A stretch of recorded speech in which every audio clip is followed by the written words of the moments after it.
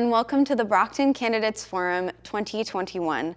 I'm your host, Susanna Sudborough from the Brockton Enterprise, and we are pleased to have in studio today City Councilor Ward 4, Susan Nicastro, who is running for re-election this year. Yes. So thank you so much for coming in, Susan. You're welcome. Why don't you tell us a little about yourself and why you're running for re-election? Okay. Well, I'm a 31-year resident of Brockton. I moved here when I married my husband, attorney John Tuig.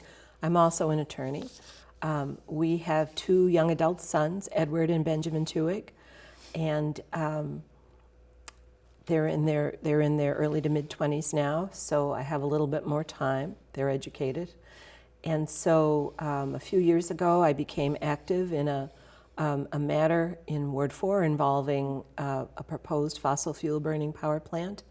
And it lasted a long time until it was finally not quite laid to rest. It's not dead yet, but not far off. And I watched and I observed and I listened, and at the end of all of that, I thought, I think I might want to get involved in the city, a little more involved. I had been a member of the Planning Board and the Zoning Board of Appeals.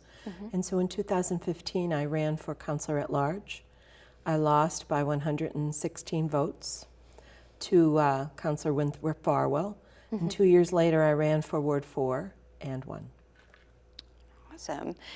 Yeah, so as someone who's been on the City Council for a while, what do you think are the biggest issues facing the City Council right now? Well, according to the city's charter, which I think is 100 years old or so, the main job of the City Council is to watch the purse, to approve funding, to approve the budget every year. That's its main job per the charter. It has morphed into so much more.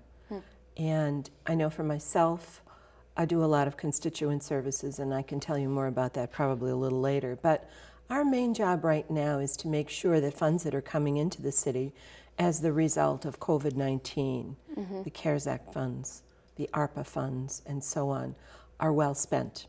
We have a great opportunity here with the funds coming in from the federal government for infrastructure and improvements to get it right and do a good job. And that's our biggest role. Okay. So yeah, when you say well spent on infrastructure and improvements, what kind of things are we talking about? Well, I do a lot of constituent services. I've gotten over 500 calls, emails, messages, people giving me an elbow in the line at the supermarket. And one of the biggest issues that I hear about is the condition of the roads in our community. And I've done a lot of work with the DPW commissioner, both the interim one, Patrick Hill, and the one who retired in June, Larry Rowley. And I learned that we have over 300 miles of roads in the city of Brockton. And in many instances, they have not been well maintained because the funds were spent in other ways. We also have quite a few bridges in Brockton, many of which need improvement. And there's also broadband concerns that are covered by ARPA. So these funds are coming in from the feds specifically earmarked for this work.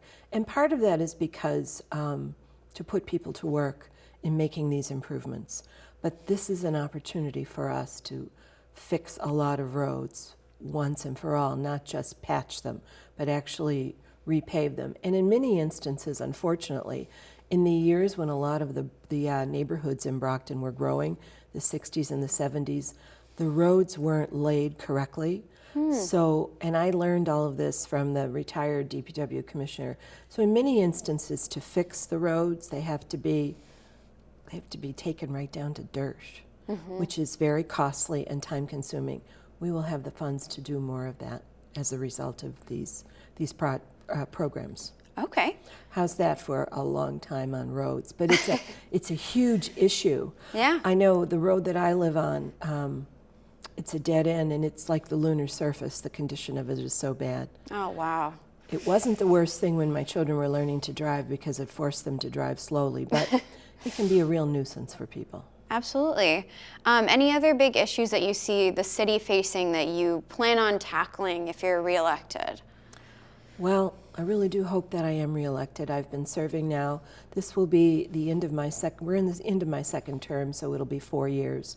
And I need a few more years to address some of the goals that I have for Ward 4.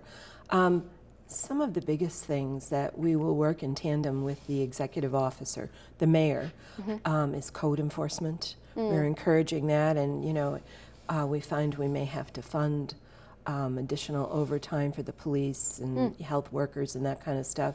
We all have a goal of improving the quality of life of the community. Great.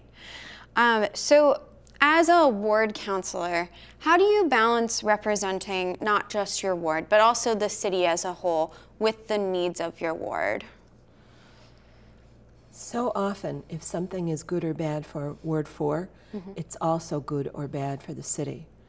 And you always have to look at a project, a proposal, with an eye toward how does this work for all of us in addition to Ward 4. Ward 4 is burdened with some situations, issues that benefit the entire city, but it's a major burden on Ward 4. The examples I would give you is the wastewater treatment plant is in Ward 4. Until relatively recently, it incinerated its sludge, and we always knew when that was happening because I'd have to run around the house like a madwoman, closing all the windows because the air would be so fetid. We also have the landfill, which some of my neighbors and friends call Mount Trashmore. For many years before it was capped, terrible odors. And at times it would leak, and some of the byproducts of decomposing garbage is methane, and it would kill cats in neighborhoods. The cats would be out and about and come back. All kinds of issues would happen. So that's something that we have to learn from. Those, because they bettered the city. We had to have somewhere to put our garbage. We had some place for our water to go and our sewage, but at a detriment to Ward 4. So I'm very mindful of that. Absolutely. So now getting into some more specific issues that our viewers have brought up to us. 3 years ago, the city entered into a trash agreement that resulted in a smaller trash container. The decision resulted in homeowners having to purchase the city-approved trash bags for the overflow. And these trash bags have seen a 25% increase in cost over the last 2 years. Meanwhile, normal consumer trash bags can be purchased for quite a bit less. So if reelected, what might we be able to do about this issue? Well, the DPW division in charge of that, the recycling depot, I spent a lot of time talking to them and the head of it, Patrick Sullivan, because I get a lot of calls about trash and the lack of trash pickup at times, as well as yard waste and recycling. That contract is going to come due soon. And then I'd say in the next 5 years, probably less than 5 years. And at that time, I've been assured that the rates for collecting and disposing of trash and recycling have all increased mightily. And so it is likely that our rates will increase and we will have to make some adjustments. Now, I wasn't on the council that approved that contract, and that was done under Mayor Bill Carpenter. But the reason that the trash can got smaller was because that was the size of the trash can that was legally allowed according to the ordinance. And everyone was not paying attention to that and using larger trash cans. It's a problem. It's not, I mean, when my kids are home, I have two green bags in addition to that little trash can. Sure. It's just not enough capacity for the amount of trash that a family creates. And I would be all for negotiating, our rates are going to go up anyway, to get a larger trash can, a can the size of the recycling cans. I've also made an effort, and so have a lot of my neighbors, to recycle more. Yep, that makes sense. So another issue that's come up is that small business owners have expressed frustration over the process of getting their projects approved in a timely fashion. A lot of the concerns tend to deal with the length of time it takes to get approvals from different boards and city departments, which sometimes results in businesses simply taking their business elsewhere. So what can the city do to try to tackle this problem? One thing they can do, and it depends on the kind of business, but if the business is making changes to a piece of real estate, oftentimes they have to go for approval. They might need variances from the Zoning Board of Appeals. They might need other approvals, site plan review of by the planning board. They also might need Conservation Commission approval if they're working within or near the wetland. The Conservation Commission meets twice a month. But the Planning Board and the Zoning Board of Appeals only meet once a month. And I have long thought that they should meet more often, especially when there are large projects, when there's a lot of work. You know, there's the work that goes in front of, say, the ZBA, for example. It ebbs and flows with the time of year, with the economy. And I think in times where we're hopping, where there's a lot going on, they need to meet more often. I don't think the frequency of their meetings is set by ordinance. I don't think it is. But if they didn't decide to do it and there was a general consensus among council members, we could file an ordinance ordinance amendment to make them meet more often. I think that's part of it. Another commission that probably gets in the mix of that is the License Commission. It also meets monthly. So that's one thing that can be done. Okay, absolutely. So another issue that's come up is that right now, as you know, the city council is reelected every 2 years. There's been talk of changing that to maybe 4 or 3-year terms. What are your thoughts on that? Well, all of us, the mayor, the city council members, and the school committee members, we all serve 2-year terms. Right. For myself, it's not enough. It's not enough time. Now, 4 years might be too long. So I might be inclined, and I have talked to other council members about entertaining 3 years. That's not set out in our charter or in our ordinances, so we would have to go to the state with the home rule petition to ask for that change. I would be willing to support it. I think it would help a lot. You know, normally 2 years is not long enough, and then you mix COVID and the pandemic and the impacts that we continue to feel, but that we started feeling in the winter of 2020.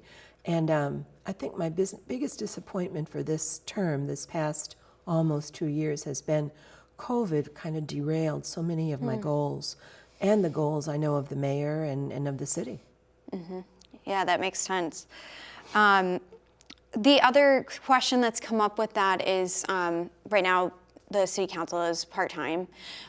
Would you be in favor of switching that to full-time to perhaps give them more time to get more done? I would certainly support a study. You know, why reinvent the wheel? Someone should sit down and look at what do other cities do, and in particular gateway cities. Boston has 750,000, actually more, I think 800,000 residents. Their city council is full-time. They make about $100,000 a year, plus they get a staff and an office. That's different than a city of 105,000, which is what we are. I would love to study to see what other similarly sized and budgeted cities are doing about that. One thing I could tell you as to full-time and part-time, one thing I could say for sure is I don't think our city council is paid enough. Our members are paid enough. And that needs to be looked at as well if a study was undertaken. And I would support that. Okay, absolutely. So I wanted to give you a chance before we wrap up to address your constituents and let them know anything about yourself or your reelection that you think we haven't talked about that would be important to mention. Okay. Very proud of is earlier this year, I submitted and ultimately the council approved an ordinance that I wrote on equity, inclusion, and diversity. We created a standing committee of the council to address these issues. I'm very proud to have done that for my residents and for all of the city of Brockton. And I'm only just beginning. I have so much more to do. It's my pleasure to serve. I use all of my talents, my life experience, my legal background, my writing skills in this job. Earlier this year, I sat on the technical review committee of the wastewater treatment plant contract, because the contract for both the water treatment and the wastewater treatment are up this year. And that was fascinating and took about 25 hours. It's my pleasure to serve the city of Brockton, and I would like to continue to do so. And so I humbly ask my residents to vote for me and to get out and vote. We were disappointed in the turnout in the preliminary election. Please vote on November 2nd, and I'd be honored by your vote. How's that, Susanna? Wonderful. Well, thank you so much for your time today, Susan. Unfortunately, that's all the time we have. But for everybody watching, don't forget to vote in the November 2nd citywide election.